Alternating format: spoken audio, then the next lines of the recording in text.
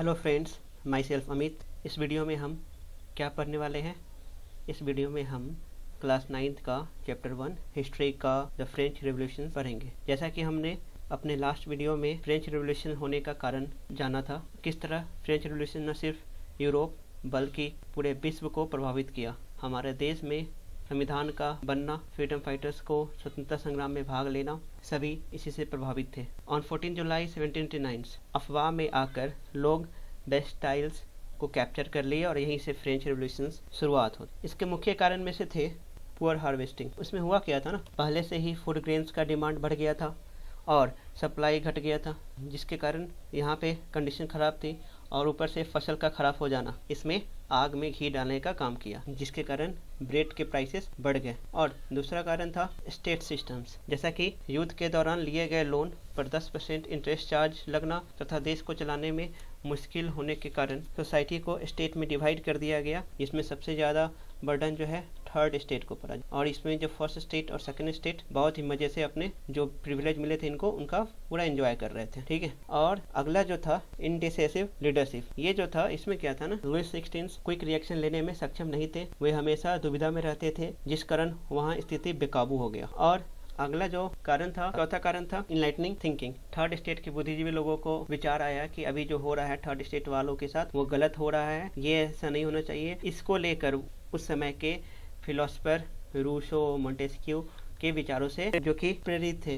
Rousseau के अनुसार से जो गवर्नमेंट का बेस होना चाहिए, फॉर्मेशन जो होना चाहिए, वो उसका बेस सोशल कंट्रैक्ट होना चाहिए, यानी किसके बीच में, वहाँ के लोगों और रिप्रेजेंटेटिव के बीच में, ताकि रिप्रेजेंटेटिव अकाउंटेबल हो लोगों के प्रॉब्लम्स के प्रति और वो उसका सॉल्यूशन निकाल सके।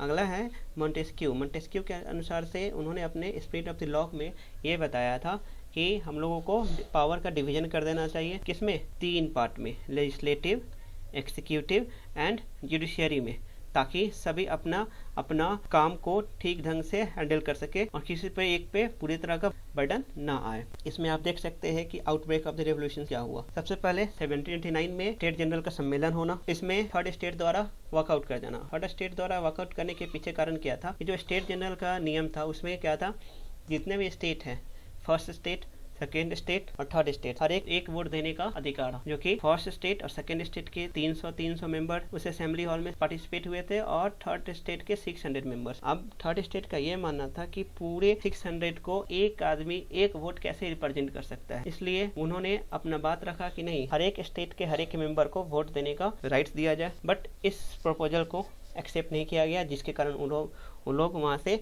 वॉकआउट कर गए और जाके अपना असेंबली फॉर्मेशन किए, जहाँ पे उन्होंने 1791 में कॉन्स्टिट्यूशन को फ्रेम किया, जिसमें पावर्स, राजा के पावर्स को लिमिट कर दिया गया और ये एक जो बेसिक ह्यूमन राइट्स होता है वहाँ के सिटीजन्स के लिए, वो गारंटीड किया गया और वहाँ के सिटीजन्स को बेसिक राइट्स प्रदान दिया गया। अभी आप देख रहे हो 1992 to 93 इस पीरियड के दौरान पूरे तरह से मोनार्की खत्म हुआ। लुईस 16 को 21 जनवरी 1793 को देशद्रोह के आरोप में फांसी पर चढ़ा दिया गया। इसके बाद यहाँ पे रेन ऑफ टेरर की स्टार्ट हुई, जो कि 1793 से 94 तक था। इस दौरान लुईस 16 की मृत्यु के बाद जैकोबिन क्लब के लीडर रोबेस्पियर ने देश का मोर्चा संभाला, लेकिन वे अपने अलग विचारधारा के कारण अपने खेमे के लोगों और अपने अपोनेंट के नाराजगी का सामना करना पड़ा और जुलाई 1794 को गिलेटिन के लिए भेज दिया गया। ये गिलेटिन का फोटो है, आपको जो अब स्क्रीन पे दिख रहा है, ये इमेज है गिलेटिन का, जो कि एक तरह का वहाँ पे सजा दिया जाता था। ये इस तरह से आप देख रहे हैं,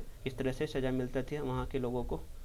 नाम जो है पड़ा था इसलिए क्योंकि डॉक्टर गिलेटिन ने इसको डिस्कवर किया था। जैकोबिन क्लब के नेता रोबेस्पियर को गिलेटिन मिलने के बाद वहाँ की गद्दी खाली हो गई, जिसको वेल्दिया सोसाइटी, वहाँ के वेल्दिया सोसाइटी ने उस गद्दी को अपने अंदर में कैप्चर कर लिया और वहाँ पे एज ए डायरेक्टरी के थ्रू गवर्नमेंट फॉर्मेशन हुआ, जिसको 1799 में नेपोलियन ने तख्ता पलट करते हुए अपने कब्जा में कर लिया। नेक्स्ट, ये जो है अभी स्क्रीन पे दिख रहा है आपको, ये फ्रेंच रेवोल्यूशन का टाइमलाइन है। आप चाहे तो स्क्रीनशॉट ले सकते हैं, हालांकि हम नोट्स का PDF का लिंक डिस्क्रिप्शन में डाल देंगे।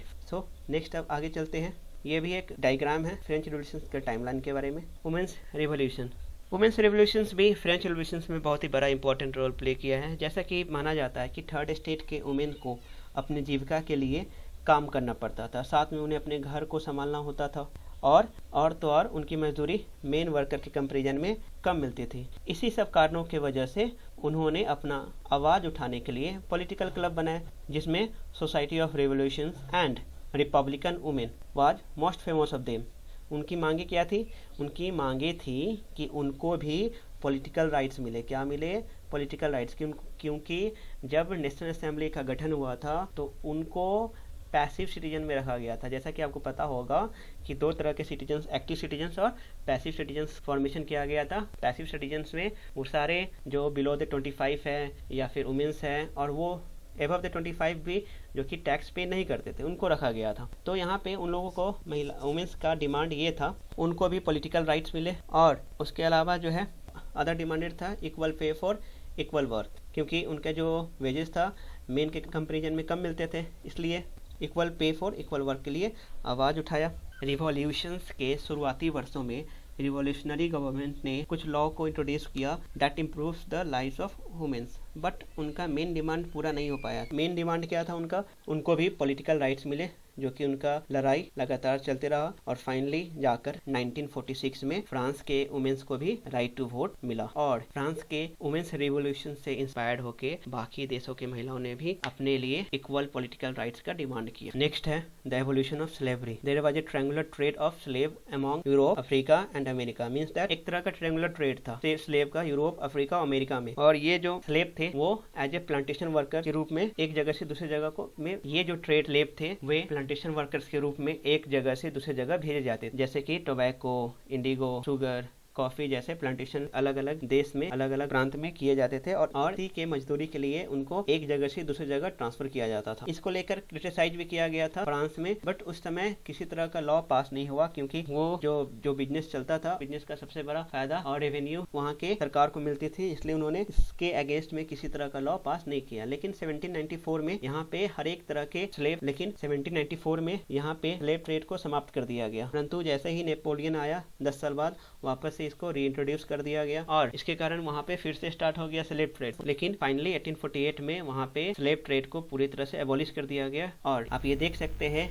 कि रिवॉल्यूशंस के बाद वहाँ के लोगों पे क्या क्या प्रभाव हुए, किस तरह से बदलाव आए। और सबसे बड़ा इंपॉर्टेंट लॉ क्या था? एबॉलिशन ऑफ सेंसरशिप, यानी कि वहाँ के प्रेस को, वहाँ के प्रिंटिंग न्यूज़पेपर को, वहाँ के फिलोसफर को इससे मुक्ति कर दिया गया कि वो अपना एक्सप्रेशन इजिली लोगों तक पहुँचा सकते थे। नेपोलियन हीरो और विलन, जैसा कि रोबेस्पियर के मृत्यु के बाद वहाँ पर फ्रांस पर वेल्दियर सोसाइटी ने कब्जा जमा लिया। के बाद 1795 में नेशनल रिवोल्यूशन डिसॉल्व हो गया and govern by a directory committee of 5 main, जिसको 1799 में नेपोलियन ने तख्ता पलट कर दिया और स्वयं वहाँ का लीडर बन गया के कारण। और नेपोलियन ने 1802 में एक नेपोलियन कोड 1802 लाया that describe all citizens are equal before the law.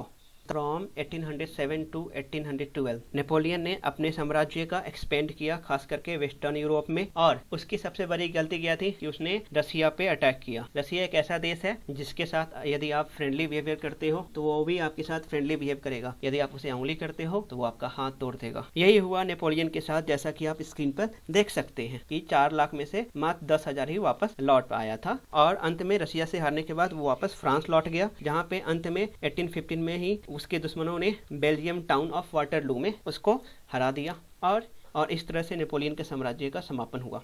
ये है उसका कंक्लूजन, जैसा कि आप देख रहे हो। तो दोस्तों, ये थी कहानी फ्रेंच रिवॉल्यूशंस की। यदि आप मेरे चैनल पर पहली बार आए हो तो सब्सक्राइब कर देना। Stay safe at home. Thank you, bye.